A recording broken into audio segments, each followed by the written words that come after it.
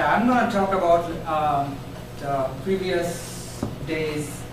One of the topics was the fear factor. I was thinking about delivering this speech last time, but I guess I'll do it this time. So, fear. Can you guys name me something that is common to every human being? Some fear. One fear, let me name this. One fear that is common to every human being. Or let's generalize it to all the living beings. Death. You are absolutely right. Death. I have been fearful about death from my very childhood.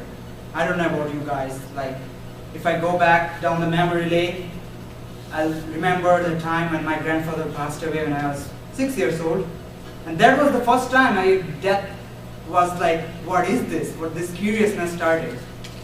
And then the curiousness resulted to fear, because nobody knew an answer to this. Nobody has an answer. And then this fear started kind of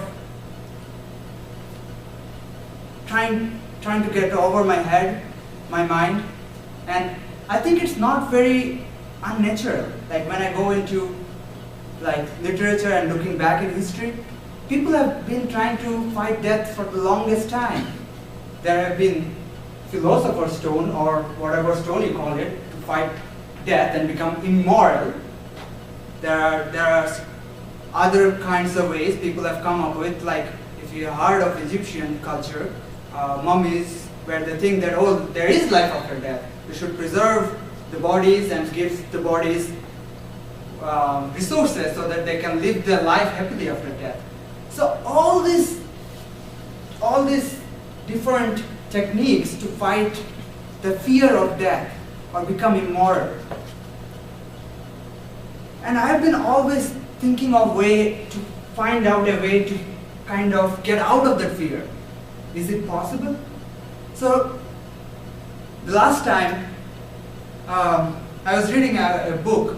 It's called The Peaceful Warrior. I don't know how many of you read it, but I found a very good answer, to satisfy my fear and also to kind of give me a thought to fight the fear of death.